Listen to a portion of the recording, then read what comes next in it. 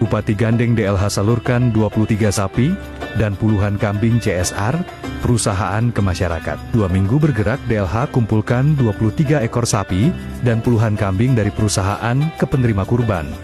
Momen Hari Raya Idul Adha yang jatuh pada 6 Juni tahun 2025. Ini dimanfaatkan oleh DLH Kabupaten Bekasi untuk memberikan daging kurban ke para penerima.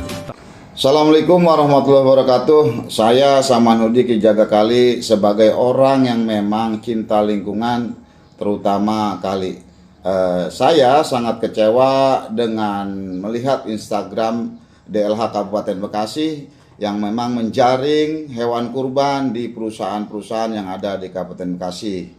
Nah, menurut pandangan saya bahwa langkah itu kurang tepat. Nah, dikhawatirkan ada pelemahan atau kelemahan dalam monitoring atau kontrol terhadap perusahaan yang memang sampai saat ini masih kurangnya mematuhi aturan perundang-undangan, dan buktinya adalah bahwa kali-kali kita masih tercemar, masih penuh dengan limbah yang memang warnanya hitam dan baunya sangat menyengat. Nah, selain itu juga saya sangat kecewa terhadap langkah-langkah DLH yang memang mengkorelasikan bahwa ini momentum Idul Adha ini dengan iming-iming terhadap hewan kurban yang sehingga bisa terbuai di masyarakat awam.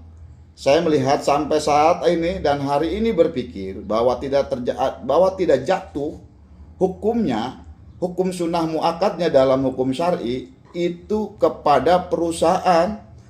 Nah, kalaupun jatuh hukum sunnah muakkadnya atau sunnah wajib Qur'annya pada momentum Idul Adha ini adalah terhadap orangnya gitu. Terhadap orangnya, dan kita tahu bersama bahwa tidak semuanya pemilik perusahaan yang ada di Kabupaten Bekasi ini muslim gitu. Saya tidak mau memarginalkan atau mempersoalkan persoalan agama, tetapi ini ya pandangan saya bahwa momentum ini apa yang dilakukan Dinas Lingkungan Hidup Kabupaten Bekasi kurang tepat, dan saya pribadi sangat kecewa dengan langkah-langkah itu, dan saya khawatir akan terjadi kelemahan dalam kontrol terhadap perusahaan yang ada ataupun kawasan yang ada gitu.